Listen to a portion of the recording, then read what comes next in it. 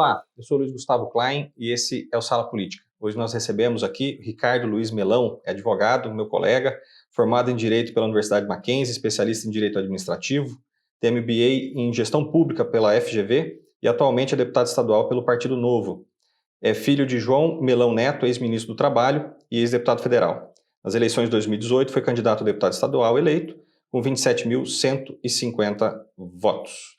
Tudo bem, Ricardo? Obrigado por ter aceito o nosso convite e estar aqui conosco. O prazer é meu, Gustavo, estar aqui na Sala Política, poder bater um papo com você, é sempre um prazer para a gente. Muito bem. Nós temos um costume aqui, que sempre a primeira pergunta da primeira vez que nós conversamos com alguém é o que trouxe a pessoa para a política.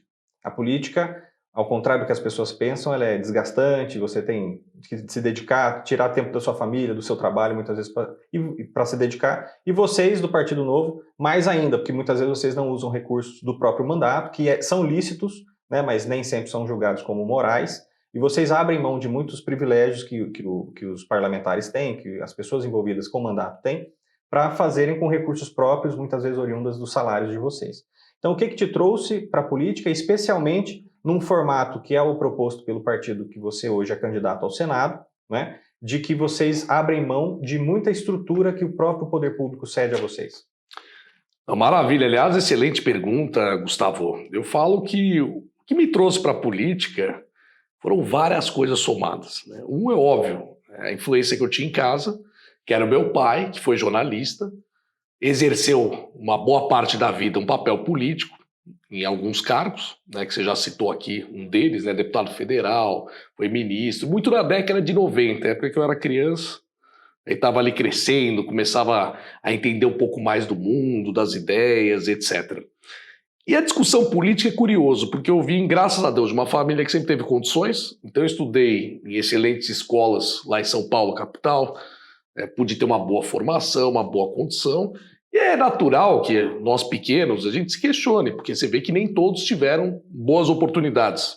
E ali era curioso, porque eu olhava os meus amigos de escola, você não tinha outro político, você não tinha nenhum outro filho de... outro político é evidente, mas você não tinha nenhum outro ali que tinha algum político na família ou que tinha esse desejo de se tornar político. E aí eu também me questionava, eu falava, poxa, é uma atividade tão nobre. Muitas vezes você teve a oportunidade de estudar, oportunidade de aprender, boas condições, eu também me questionei se não era papel, né, de um de nós a tentar doar tudo isso, toda essa oportunidade que a gente teve para ir na esfera política poder ajudar para que outras pessoas, principalmente, óbvio, aqueles que não têm condições, pudessem ter essa oportunidade também. Então são questionamentos que eu sempre me fiz. E claro, meu pai sendo jornalista, então por um lado era um grande observador da política e analista. Por outro lado, teve o exercício prático. E eu era o filho, né? Eu tenho dois irmãos, né? Um irmão mais velho e uma irmã mais nova, mas dos filhos eu era o mais parecido com ele, psicologicamente falando, né? Dos gostos, do estilo. Então a gente conversava muito. E eu sempre curioso, inquieto, queria entender tudo, fazia perguntas para ele, que para uma criança daquela idade, eu imagino a dificuldade que ele tinha para conseguir me explicar o que era orçamento público, que seria no jornal orçamento, né? Ah, não sei o que está discutindo orçamento. Pai, o que é orçamento? Ele, filho, temos aqui em casa, certo? Como é que a gente gasta? Então, meu pai, ele gostava de ensinar. Acho que ele sentiu, pelo menos pelo que ele me conta, ele sentiu um pouco falta do pai dele, à época, poder ensinar tudo isso para ele. Então, ele tinha o maior prazer em me ensinar. E aí eu ia aprendendo. E claro, se a gente sabendo de tudo isso, chega na escola, as pessoas vão te identificando também. Tem dúvida. Ah, política, Melão, o que é isso? Aí eu sabia responder porque eu repeti o que ele me falava. Aí todo mundo, nossa, que garoto inteligente, né? Esse vai ser político. Então eu diria que isso acabou, óbvio, que influenciando todas essas somas e eu também gostava de observar. Só que a minha ideia de política, Gustavo, e aí eu vou entrar para responder o restante da tua pergunta. Eu nunca quis ser político como algo definitivo na minha vida. Ah, eu quero ser político, vou morrer político. Não. Eu sentia que em algum momento eu queria me dedicar a isso. Só que eu não queria ser político. Tem gente que gosta da imagem política. O cara quer ter cara de político, perfil de político, jeito de político.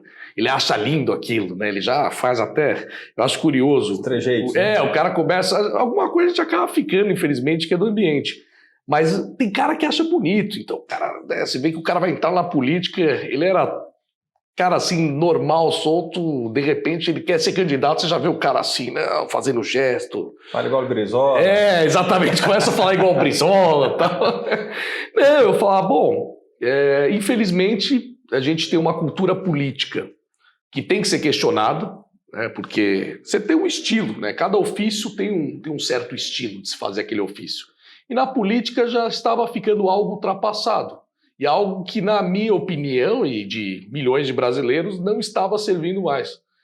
Então eu olhava a política, mas sempre com esse olhar de que, poxa, queria mudar a forma de fazer política, queria mudar essa cultura. Quando surgiu o Novo, eu fui filiado até em outros partidos, que meu pai era do antigo PL, que era Partido Liberal, ele sempre foi liberal. Aí o PL, né, teve lá um certo senhor que assumiu a presidência à época, depois que o Álvaro Vale, que era o fundador, que era professor universitário lá do Rio, morreu, e esse senhor está aí até hoje, né?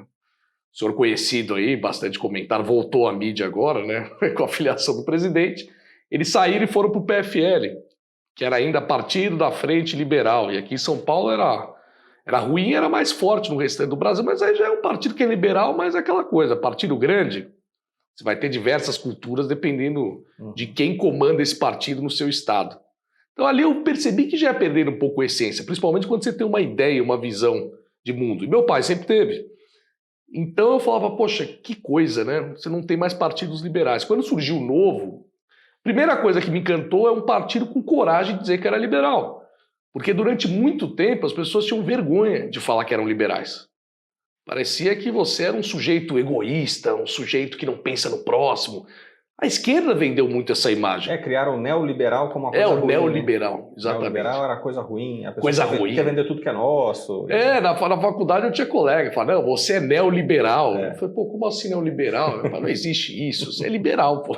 Meu pai, filho, o liberalismo, tinha até um dos grandes autores liberais, eu esqueci agora qual é, para não fazer citação errada, ele dizia que quando ele nasceu, o liberalismo era uma ideia velha, depois quando ele morreu era uma ideia nova.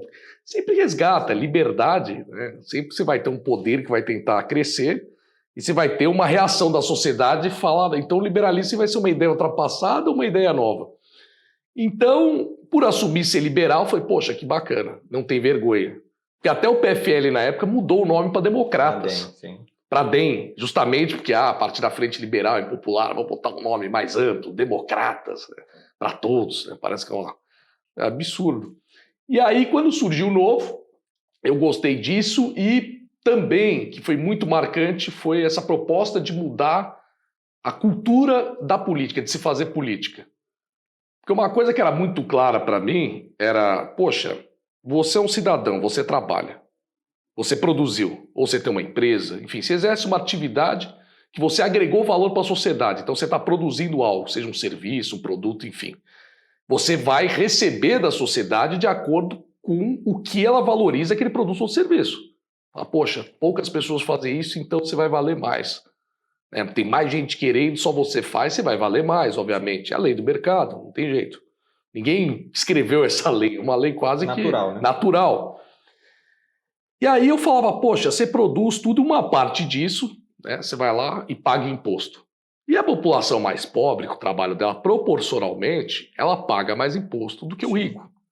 Então ela está pagando mais pelo Estado. E ela é que mais precisa do Estado. Tá? Não tem condições de pagar educação para os filhos, não tem condições de pagar um hospital, que a gente sabe que é caro. Então o poder público fornece isso. E para mim sempre ficou claro que o papel do poder público é fornecer aquilo que é essencial para que os mais precisam deixem de precisar. Então você tem lá uma educação de qualidade, se tivesse, infelizmente nós não temos, aí já começam outras questões. Você fala, poxa, a pessoa nasceu sem condições de pagar, estudou e pelo próprio mérito ascendeu, foi para uma universidade, foi exercer uma profissão, cresceu, ganhou dinheiro e agora ela tem condições de pagar. Ela vai pagar os impostos também. Para quê? Para que outras pessoas que também não tiveram condições possam ter essa mobilidade social que a gente sabe que no fim, infelizmente, não funciona. E aí que entra o nosso trabalho. Né? Então, para mim, né, resumindo tudo isso, por que mudar a cultura? Porque nós temos um Estado que foi criado, na minha opinião, para fazer isso, né, prestar esse serviço para aqueles que precisam, que ao invés de estar servindo as pessoas que pagam imposto, ele está sendo servido por elas. Que aí você vai ver as discussões políticas, e isso eu vi na minha experiência da Assembleia, a maior parte acaba sendo corporativista. Você vê que os assuntos que inflamam mesmo, é difícil eu olhar a galeria lotada, por exemplo, uma reforma da Previdência, que é um tema polêmico, né, do servidor público. Você olha e fala, poxa, a pessoa trabalha, ela tem estabilidade, bacana, recebe, alguns infelizmente eu entendo que poderiam receber mais, infelizmente estão recebendo menos, alguns estão recebendo muito, principalmente uma elite do servidor público. E aí ela se aposenta, então ela vai lá, ela ascende, está num cargo, vai para o outro, aí recebe lá o último salário dela, que é o maior, aí se aposenta, recebe quase que a integralidade do último salário. Você fala, pô, mas ela contribuiu no começo da vida, ela pagava só tanto, e agora ela está recebendo isso, e a expectativa de vida aumentou também. Você fala, não vai fechar esse custo. Aí você fala, poxa, a sociedade tem esse privilégio? Não tem. Você fala, pô, natural, e o orçamento? Poxa, já temos um déficit no sistema que está ultrapassando o orçamento de segurança pública para a sociedade inteira. Então você fala, poxa, só para manter esse sistema do jeito que é, diferente e mais privilegiado em relação à sociedade, você está gastando só o prejuízo de quem contribui hoje, dos que estão recebendo. Esse prejuízo já é maior que o orçamento de segurança para os 46 milhões de paulistas. Você fala, tem alguma coisa errada. Só que quando você vai na galeria, você não vê lá o pagador de impostos dizendo, não, por favor, reforma. Você não vê, eu quero reforma porque eu quero mais dinheiro para segurança, tá demais, precisa investir mais, o policial tá recebendo pouco, a segurança está sucateada, as viaturas estão uma porcaria e etc, tá faltando armamento, enfim. Você não vê isso, essas pessoas não ficam sabendo. Então a discussão se dá sempre entre servidores, que não querem abrir mão disso. Sindicatos, né? Sindicatos, que vão lotar a galeria, pressionar deputado, xingar, falar que você está cometendo um absurdo com ele, com a família dele, que são milhares de famílias. Eles fazem você se sentir a pessoa mais horrorosa do mundo. Então quem não pensa, quem não reflete isso e não tem firmeza, ele acaba cedendo. Porque a impressão que te dá quando você entra naquela galeria é que você é o cara mais maldoso do mundo e está prejudicando gravemente e injustamente alguém, quando na verdade está tentando ser justo. Equidade, né? Equidade. Trazer uma... Então eu falei, bom, quando você olha tudo isso, você fala, cara, simplesmente o nosso poder público ele quer ser servido. Ninguém veio aqui discutir, quero melhorar a qualidade do ensino. Eu não vi uma manifestação de mães de alunos dizendo, meu filho não está aprendendo nada. Poxa, o desempenho do IDEB aqui em São Paulo não está melhorando. Meu filho com isso não vai conseguir entrar numa faculdade, não vai conseguir ter uma profissão melhor. Você não tem esse tipo de manifestação que era necessário. O que você tem é muito interna, é só de, peraí, não vai cortar o meu privilégio, não vai cortar meu direito adquirido, e essa coisa toda. A briga solitária, né? A briga solitária. Então eu falei, bom, tá na hora da gente, nós entendemos que nós somos servidores. O político não é uma autoridade, ele presta um serviço para a sociedade. E a minha visão é muito essa. E aí, claro, eu comparo com outros serviços que são prestados na esfera privada. Então quando a gente olha carro oficial, eu falo, poxa, se eu tivesse uma empresa, vou ter carro oficial, carteirinha para falar, olha aqui, eu sou isso e aquilo, eu sou uma autoridade, eu vou ter algum tipo de privilégio? Não, eu vou pegar meu carro, vou trabalhar, vou fazer o meu serviço, e é isso. E aí a sociedade vai me avaliar, vou prestar contas para o meu patrão, não tenho patrão fixo, mas eu tenho a sociedade, então ótimo. Vamos registrar tudo, vamos mostrar, vamos publicar, vamos enviar para aqueles que votaram na gente uma prestação de contas. Então a ideia toda, né, que acabou me trazendo muito no Partido Novo, foi essa mudança de mentalidade, porque foi o único partido que estabeleceu regras justamente que possibilitaram a criação dessa cultura dentro da instituição. Você que teve esse privilégio de ter o seu pai na política, você vivenciar alguns bastidores, e não direcionando isso ao seu pai em específico, mas os políticos de 20, 30 anos atrás, você percebe que alguns já tinham acordado para isso, já tinham olha, a gente tem que caminhar para esse lugar, ou isso é algo da geração mais nova, da nossa geração, né? Você enquanto mandatário e o Partido Novo, seus pares, por exemplo, alguns outros de outros partidos, mas nós acordamos para isso ou já existia alguém com esse pensamento nessas gerações anteriores? Você que conviveu provavelmente com vários parlamentares e que você teve contato. Sinceramente, foi preciso um choque. Porque o político convencional, eu digo que ele é um profissional em fazer votos. Ele é um profissional em ficar medindo a temperatura do público dele, ele sabe quantos votos ele precisa para estar lá, ele sabe o que ele precisa fazer para continuar lá, e ele também tem a noção do que ele pode ter de vantagens sem que comprometa aquilo que ele precisa de votos para estar lá. Então ele vai medindo tudo isso. É o ser humano chega no ambiente, ele se adapta ao ambiente, então você tem o seu instinto de sobrevivência, então ele fala, putz, isso aqui tá grave. Por isso que alguns até vão recuando, e é importante a gente ter esse papel. Que você vai alertando a sociedade passa a ver coisas que ela não tinha visto mais, e fala, poxa, é verdade, isso é um absurdo que ela nunca questionou. É verdade, pô, por que precisa gastar tudo isso de verba de manutenção do seu mandato, despesas do mandato? Como assim? E aí, só que antes ela não via essas informações, então ele falou, ó, ninguém tá vendo isso aqui, eu vou continuar gastando porque é confortável para mim. Vou continuar alugando um monte de escritório aí porque é confortável para mim, eu vou ter dezenas de assessores porque é confortável para mim ter um assessor em cada canto. A hora que a sociedade começa a olhar e falar, poxa, peraí, por que um deputado precisa ter isso? Aí ele vai medir a temperatura. Se ele sentir que isso não importa tanto para o público que costuma votar nele e que tem outras coisas que importam mais, ele vai manter. Porque é o ser humano, ele vai primeiro pensar na sobrevivência, depois como ele vai se dar bem, depois como ele vai ter uma vida mais confortável. Tem todas essas dinâmicas. E talvez o nosso erro foi acreditar que nós vamos sempre eleger, e um dia a gente vai eleger anjos que caíram do céu para tocar a política. Gente, estamos falando de ser humano. O ser humano tem fraquezas, tem defeitos. Não dá, a gente tem que criar um sistema, por isso que eu sou muito a favor de instituições fortes, justamente porque se os seres humanos, infelizmente, não são virtuosos por natureza, né, são coisas que ele vai aprendendo, que ele vai adquirindo, as instituições têm que ser. As instituições têm que ser, porque é ela que acaba segurando. Por que o Partido Novo? Porque foi o único partido que eu vi nesse tempo todo, além de ser liberal, obviamente, assumir isso, que quis se comportar como uma instituição democrática. E dizer, olha, a gente acredita nessas ideias, nesses valores, nesses princípios, vamos fazer processo seletivo para que as pessoas que compartilhem do mesmo sejam selecionadas aqui, a gente filtrar as pessoas que compartilham dessas mesmas ideias, desses mesmos princípios, ver quais são os mais aptos a entrar na vida pública para representar isso lá. E se o dia ela deixar de representar aquilo, o partido vai poder punir, vai poder afastar, vai poder expulsar se for o caso. Então isso foi fantástico, eu falei, é isso mesmo. Então se você é liberal e você acredita nisso, você tem que olhar uma instituição que você fala, se está no Novo eu confio porque essa instituição tem isso muito claro e ela está fiscalizando para mim também. Tem filtros, né? Tem filtros. Então isso é muito legal, porque eu falo, quando você vota num deputado do Novo, né, a gente tem aqui a Sandra, temos o Marcos Holmes, né? Quando você opta por eles, você sabe que se eu não eleger ele, muito provavelmente eu vou eleger, né, vou ajudar, o meu voto não vai ser em vão, ele vai ajudar a eleger uma pessoa que tem o mesmo perfil de ideias, né, vai ter um estilo de atuação muito parecido, de cortar gastos, cortar privilégios, defender um Estado focado naquilo que é essencial, é isso.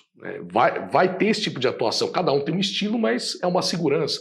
Os outros partidos não, porque tudo virou um jogo de poder.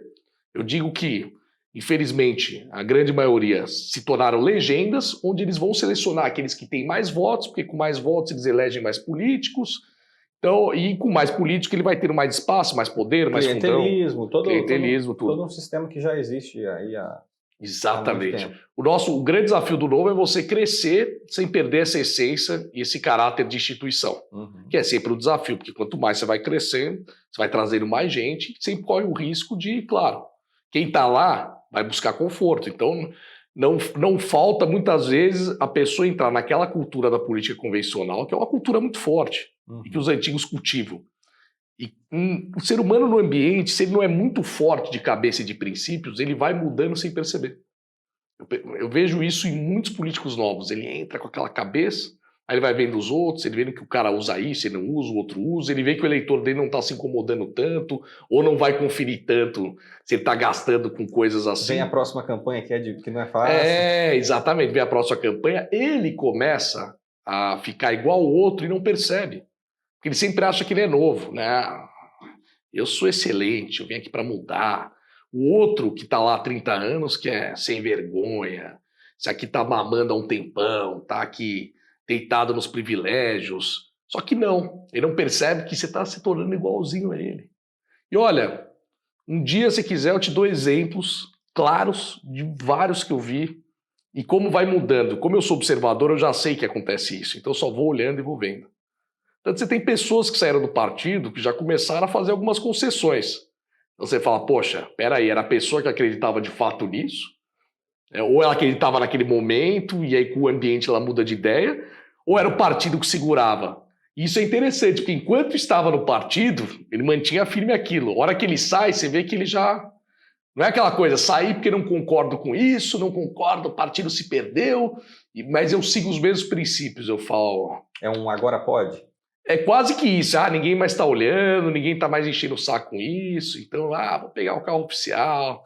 Vou aumentar meu número de assessores aqui que eu estou precisando. Ricardo, eu quero entrar um pouco nas suas pautas para Senado. No seu site está escrito assim, foi o único da história a terminar o mandato pedindo R$0 de reembolso de gastos. O mandato não acabou ainda. Tá errado aí, que vai terminar o mandato. E sim, então... Eu pretendo... Não, isso é compromisso. Até hoje foi 0 e vai chegar até março com 0. Não, até 0, não. Aguentei até agora, pô. Faltando pouco. Pra quê? Todo esse sacrifício aí é igual o regime, né? Você deixa, né? Quanto mais tempo você vai se mantendo e controlando... exatamente. Mais tempo você fala, poxa, eu já fiquei 5 meses fazendo um sacrifício para não comer doce. Aí eu vou chegar na última hora e vou chutar o balde a hora que eu tô chegando na minha meta. Não, vai acabar. Eu já aguentei até agora, fica tranquilo. E como senador, né, na sua campanha, você... alega ser a favor do fim do foro privilegiado para deputados e senadores, o fim do fundo partidário e eleitoral, o novo já cumpre isso, né? Já não usa, retomar a CPI da Lava Toga, a volta da prisão em segunda instância e a mudança na estrutura do STF, dentre outros. Aqui eu estou colocando assim, pontos-chave que são bastante discutidos pela sociedade. Né? Nós temos aí nos Estados Unidos pouco mais de 300 milhões de habitantes e 400 e poucos deputados, né? E senadores são 2 por estado, embora eles tenham mais estados. No Brasil nós temos mais de 500 para 200 e poucos milhões de habitantes, então sim, nós temos proporcionalmente muito mais. Unicameralismo, você tem também essas visões de que a gente tem que enxugar a quantidade, não só os privilégios, mas talvez a quantidade de parlamentares. Como você tem essa visão? Assim, aonde que a gente pode fazer, já que você tem esse trabalho de redução de gastos, de respeito ao erário, né, ao dinheiro público, o que a gente pode fazer? E principalmente, que eu gostaria que você também tocasse, nessa mudança da estrutura do STF. O que seria isso? Então, aonde você vê, enquanto possível senador por São Paulo, que a gente pode chegar nesse enxugamento, se é na quantidade de câmaras de duas para uma, ou na redução de parlamentares? O que você acha que é possível? Aonde que a gente pode chegar? Então, o sistema bicameral... Nesse caso, eu sou favorável, porque por ser uma federação, aliás, eu queria que o Brasil fosse ainda mais uma federação, porque não é, infelizmente, igual aos Estados Unidos, porque os nossos estados não têm tanta liberdade assim para criar leis sim, como existe ali. Tem vários assuntos, por exemplo, direito penal, criminal, o estado não pode falar nada sobre aquilo. Para um país com dimensões de um continente, não dá, são realidades completamente distintas. Uma coisa que é boa para São Paulo, por exemplo, pode não ser boa para o Acre, pode não ser boa para o Amapá. Então você devia ter mais autonomia. Eu acho que o país funcionaria melhor e as coisas seriam mais rápidas, porque chega ali, a gente sabe que às vezes uma lei que não interessa para cá, mas para Rondônia seria fundamental, só pode ser discutida no Congresso Nacional até conseguir pautar aquilo, sendo que os outros não têm interesse, não vai nunca. Uhum. Se pudesse fazer no Estado, já teria andado, o Estado já teria se desenvolvido, né? Uhum. Então, nesse caso, por que o bicameral? A ideia da Câmara é representar a população. Tá? Então, cada estado, de acordo com o tamanho da sua população, você vai ter mais deputados ou menos. E aí começam as distorções. Né? São Paulo tem 70, porque a Constituição limita, né? 8 e 70. No mínimo 8, no máximo 70. Uhum. Só que São Paulo, na verdade, se fosse seguir a proporção mesmo da população, era para ter 100 e poucos. E tem estado que tem 8 que devia ter 1 ou até meio deputado. Não existe isso. Uhum. Né? A Câmara, o Senado, o sentido do Senado, então isso aí já teria que ser revisto. Eu diminuiria o número, né, e faria uma proporção mais igual. Aí a discussão seria brava ali em Brasília. Né? A gente sabe que uma vez tem mais cargos, aqueles que estão lá e vão aprovar isso jamais vai dificultar a reeleição dele. Falar, sim, poxa... Não, um exemplo disso, inclusive, na criação do estado do Tocantins, Goiás permaneceu com 16 e Tocantins ganhou 8. E ganhou 8, né? Então você separou um estado em 2... criou... Ou seja, a mesma população... E continuou com 16. O Goiás continuou com 16. Nunca eu vi diminuir. É incrível. Só aumenta. É difícil alguém falar, não, vamos diminuir na próxima, é 513. Então, sei lá, Tocantins agora vai ter 1. Fizemos a proporção, vamos ter 1. Você acha que os deputados lá do Tocantins... E aí vai encontrar outro estado que vai diminuir para 1, todos vão se unir e falar, não, essa aqui a gente vai mudar, tem que ter 8 e tal. Sim. Essa discussão é difícil. E o Senado, né, ele serve para quê? Para que os estados da federação gerem-se um equilíbrio. Por isso que na esfera, né, no federal mesmo, é importante ter esse bicameralismo. Nos estados não. Mas o federal é justamente para que os estados tenham um equilíbrio ali, e um estado maior, por ter mais população, acabe não prejudicando um outro, que não vai ter a sua defesa, porque sempre vai perder porque tem menos população. Então faz sentido ter os dois. Mas qual que é o problema? Ter 3 senadores. Porque isso foi criado lá atrás, no regime militar, quando eles criaram a figura do senador biônico, justamente porque o partido que estava no poder até então sentia que o regime estava perdendo força, né, era na época do regime militar, e que eles precisavam garantir. Eles nunca, né, eles sempre deixaram eleições livres no Congresso, mas eles gostavam de garantir o controle. Então ali eles viram que iam perder representantes, dividiram alguns estados lá em cima, onde eles tinham maior controle. Então, às vezes uma área que tinha 2 senadores passou a ter 6, porque ele dividiu o estado lá em 1, 2 e tal. Então, eles aumentaram a representatividade, que ficou distorcido também. Porque estados lá de cima acabam tendo muito mais do que os do sul e do sudeste, que tem uma representação econômica e populacional muito maior. Sim. Só que acaba pesando mais a decisão, a opinião dos que estão lá em cima. E aí é terrível. Você gera uma distorção. Então isso daria para mudar, na minha opinião. Teria que ser feita uma reforma do Pacto Federativo, teria que ser feita uma reforma política. Agora, eu já te falo, tem alguns assuntos que dificilmente vão passar se não tiver apoio popular maciço. A pessoa, é o que eu falo, o político ele mede o termômetro. É desconfortável para ele ter que enxugar cargo no Estado. São 8, ele sabe que só vai entrar 1, que vai ficar difícil para ele entrar, ele nunca vai votar e falar, não, a prova que no meu Estado só tenha 1 deputado. Não vai. Ele só vai fazer isso o dia que tiver um apoio da população a ponto de dizer, se você votar contra isso, você não vai ser nenhum dos 8. Vai ficar 8, mas você está fora, você não vai ser um dos 8. É difícil, infelizmente, com a nossa população que ainda não recebe esse tipo de educação adequada na escola, a grande maioria, é difícil você criar esse sentimento a torno para se tornar uma pressão popular em cima de um político local. Mas a gente vai lutar. Nosso papel é lutar, brigar por isso e fazer aquilo que for possível no nosso momento. E o que seria, na sua visão, essa mudança na estrutura do STF? O que você imagina como... Legal, boa. O que acontece, gente? Hoje, o STF passou a ter uma visibilidade muito grande. Antigamente, tem até um podcast fantástico que eu estava ouvindo, que ele conta a história do ministro do STF, morava lá no Rio, ajudou a consertar o vazamento de um prédio de alguém, sei lá, ele foi lá, consertou, depois de muito tempo o cara descobriu, esse cara é ministro do Supremo. Eles não apareciam. Sim. O ideal de uma Suprema Corte num país é você ter uma instância superior, com pessoas altamente gabaritadas, já com uma vivência de sociedade, uma visão jurídica até acima da média, obviamente, né, eu diria acima da média do meio jurídico, inclusive, que serão os guardiões do que há de mais valioso no Estado de Direito, que é a Constituição, que é onde estão todas as leis que organizam o nosso país, que colocam quais são os princípios e as diretrizes que todas as outras leis vão seguir, as leis mães. E ali você tem os protetores daquilo que é mais sagrado, que é a Constituição, que é o que tem que ser mais fixo. Só que aí o que acontece no Brasil? Quando a gente fala em fórum privilegiado, você tem cerca de quase 50 mil pessoas, autoridades, que têm o tal do fórum privilegiado. Grande parte delas, por ter o fórum privilegiado, deputados e senadores, ela vai ser julgada onde? Por questões criminais. Não numa instância comum, não é num juiz criminal aqui da região. Ele vai ser julgado no Supremo Tribunal Federal.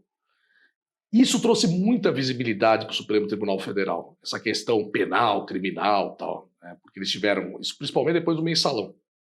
Eles começaram a ter que julgar esse tipo de caso. E aí foi trazendo visibilidade, a mídia vai cobrindo, e aí você lida com o ministro que começa a aparecer mais, aí o ministro começa a ficar conhecido, começa a querer ter um papel político, aí depois abre Twitter, aí começa a dar pitaco no Twitter, aí começa a querer se meter na política. Você tem um Congresso que, infelizmente, não legisla porque não quer mexer em alguns temas, porque é difícil, é impopular, ele prefere evitar. Isso faz com que o STF, muitas vezes, o caso chegue ao STF por uma questão de interpretação, e ele coloque lá a sua interpretação da lei, que acaba se tornando, passa, né, aquele julgado passa a ser uma norma, uma lei que a sociedade vai seguir, e ele começa a interferir demais. Só que aí eu te falo, poxa, como que essa casa está sendo montada para fazer isso? E aí por isso que eu falo de mudança de critério. Se eu perguntar para a população, você está satisfeita com o seu STF, com o Supremo Tribunal Federal, todo mundo vai falar, não, absurdo, eu acho aquele juiz fraco, aquele outro não tem nem currículo para estar lá, aquele outro age de forma política partidária, aquele outro parece mais militante político do que juiz e tal. E aí, quando você vai analisar, eu falo, tá, tudo bem, impeachment, todo mundo vai pedindo impeachment de um, impeachment do outro, bacana, cabe ao Senado isso. E para muitos casos ali, ele tem que realmente abrir o processo e se analisar, e se fazer o devido julgamento, a devida discussão.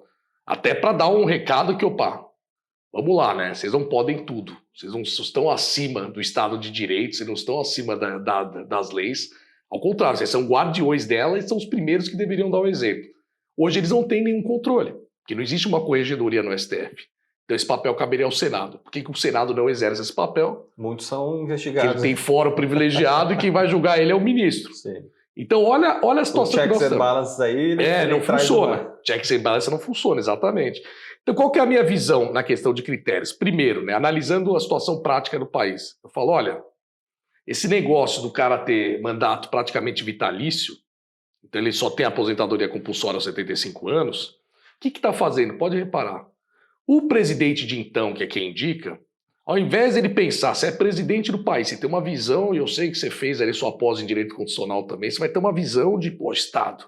Não quero trazer essa pessoa aqui que é uma referência, que tem experiência jurídica, ou foi um grande juiz, foi um grande jurista, você fala, esse aqui tem a visão para ser um ministro, como eu imagino que tem que ser o nosso protetor da nossa Constituição. Não.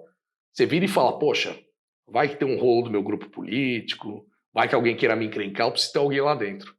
E, óbvio, eu preciso ter alguém lá dentro que dure muito tempo. Alguém grato a mim que dure muito tempo. Aí ele vai... Quem são as pessoas que estão sendo escolhidas? Juiz com 40 e poucos anos. Nada contra. Né? Ele até pode ter lá conhecimento jurídico, tudo, mas você sabe que não é o tempo exato, na minha opinião, de você considerar que esteja acima de todos os outros, tantos grandes juristas de tantos anos aí que já viram de tudo, e vai lá uma pessoa com 40 e poucos anos, que foi advogado de partido, teve um ali que mal passou, demorou 5 vezes lá para passar na OAB, não sei se é isso, mas eu sei que não passou de primeira. Aí você fala, poxa, é esse o perfil? Aí você fala, não, peraí, pô, não tem critério? Aí você vai descobrir o seguinte, tem critério. Qual que é o critério? Notável saber jurídico e reputação ilibada. Tá, mas como é que eu meço isso?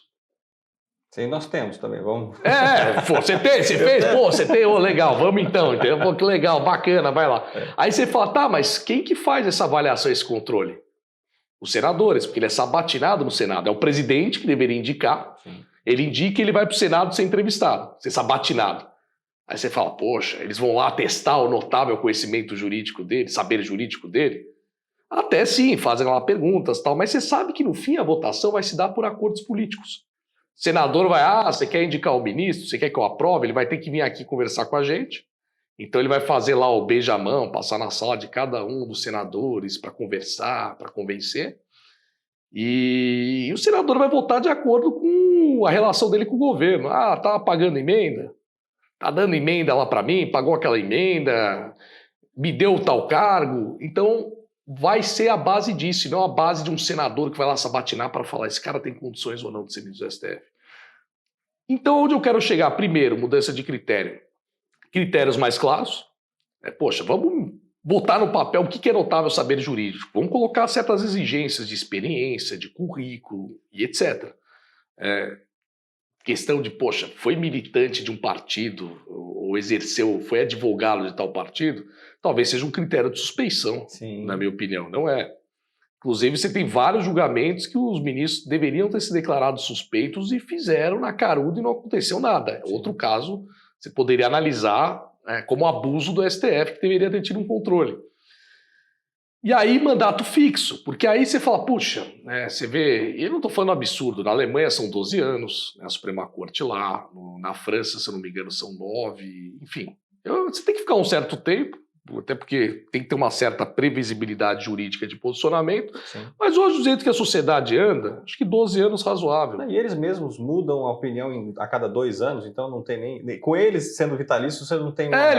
Teve um cara uma vez, eu coloquei isso na minha rede social, o cara virou e me questionou. Falou, isso é um absurdo, porque o ministro fica lá até os 75 anos de idade é para trazer uma previsibilidade jurídica. Isso veio dos Estados Unidos. Tudo bem, mas lá funciona, é outra cultura. Funciona muito melhor. Então é absurdo, é algo conservador. Eu virei e falei, filho, se isso aqui funcionasse no Brasil, você não teria aí o Gilmar Mendes mudando de opinião nesse tempo. Ele já está um tempão, eu não vejo que isso está funcionando. Aí, quem sabe, sabendo que vai ficar só 10 anos, ele possa escolher alguém com mais idade, com mais perfil, e aí você não precisa ficar fazendo esse cálculo político de, eu quero garantir o maior seguro jurídico para mim mesmo, com a minha escolha para o Supremo Tribunal Federal. Esse é um critério, como eu falei, você ter mais claro o que é o notável saber jurídico, contar a experiência, e também algo que tem em outros países, que é não só o presidente da República indicar, você divide. Então você coloca lá, três ministros serão indicados pelo presidente da República, 3 pela Câmara, 3 pelo Senado, talvez 2 ali pelo próprio Poder Judiciário. E as pessoas questionam, né? E aí é legal explicar. O que presidente tem que indicar, deputado tem que indicar, senador tem que indicar. Nosso artigo 1 diz, né, que todo poder emana do povo. Não sei se você conhecia esse conceito. Uma vez me explicaram, achei interessante. Eu falei, mas por que o presidente tem que indicar? Isso é um absurdo e tal. Aí falaram, não, como todo poder emana do povo e será exercido por meio de representantes eleitos, no judiciário é um poder, só que teoricamente ele não emanou do povo diretamente, é um concurso tudo. Então, quando você coloca o ministro do Supremo, é o cargo maior no judiciário, é a alta instância, quando o presidente indica é mais ou menos uma chancela de que o poder veio do povo. Sim. Mas o poder veio do povo também no Senado, na Câmara. Então você poderia dividir isso para dar uma equilibrada e não ficar tudo fixo num interesse só de um determinado presidente naquele momento. Entendi. Ricardo, eu queria te agradecer por ter mais uma vez aceito falar conosco. Espero que retorne eleito, aqui já empossado senador, para falar de novo conosco. Se Deus quiser. E caso você queira fazer suas considerações finais aqui para o nosso telespectador. Olha, Gustavo, primeiro um prazer poder falar aqui com você na sala política, poder bater esse papo, trazer esses esclarecimentos. Isso é muito importante, isso aqui é um serviço de cidadania que está sendo prestado, porque infelizmente o que nós temos, né, a cada eleição as pessoas acabam decidindo seu voto de última hora e acabam não fazendo a análise correta, porque muitos desconhecem qual que é a função de um deputado, qual que é a função de um senador, e aí acaba escolhendo perfis que não necessariamente são os mais importantes para aquela função. Então, para ser um senador e fazer tudo isso que eu estou falando aqui, tem que ser alguém, primeiro, que tenha esse tipo de visão. Segundo, alguém que já mostrou que quando exerce cargo se mantém firme nesse tipo de visão. Terceiro, ser realmente independente. Não é só não ter rabo preso na justiça para poder fiscalizar até ministros do STF, se for o caso, mas também não ter ninguém no seu partido que tenha rabo preso na política. Porque o cara pode entrar lá e vai encontrar outros 3 ou 4 senadores que estão lá encrencados no partido dele, ele vai sofrer pressão para retirar a assinatura de CPI como a lava-toga, que justamente ia fazer essa investigação dos abusos do Supremo Tribunal Federal. Vai receber ligação do cacique do chefe do partido dele para retirar também pedido de CPI, para votar a favor de tal projeto e contra aquele, porque isso está na negociação dele com o governo. Então a gente nunca vai ter o Senado que a gente deseja para aplicar essas ideias se nós não analisarmos não apenas as ideias do candidato, mas sua história, sua postura, o ambiente onde ele está inserido, quem serão seus colegas de partido. Então eu peço a vocês, façam essa reflexão, votem certo. Só assim que a gente vai conseguir ter uma mudança efetiva. E é possível. Se seguir esse caminho, votar certo e ficar em cima do político todo o mandato dele, garantir que ele vai ficar lá aos 8 anos, tem muito senador que sai e deixa do suplente, e esse é meu compromisso, é ficar aos 8 anos, de fato, e eu vou cumprir, aí sim a gente vai ter uma política diferente. Então, queria trazer essa mensagem e dizer que Eu faço o possível e impossível para cumprir todos esses requisitos aqui, por isso que eu me coloquei à disposição do Senado. Porque eu amo o meu estado, São Paulo é uma potência, São Paulo contribui muito com a federação e infelizmente acaba sendo escanteada em Brasília porque nossos senados ficam apagados, né, ou se rendem aos seus próprios partidos e não exercem o papel que deveria ser exercido por alguém que está indo lá para ser um soldado do seu estado. É isso. Obrigado, Ricardo. Obrigado também ao Thiago Zanetti, que fez a técnica pra gente. Obrigado a você que nos assiste. Eu sou o Luiz Gustavo Klein, esse é o Sala Política. Você assiste aqui na TV Todo Dia, canal 14, uma parceria com o portal O Carioba. Até amanhã.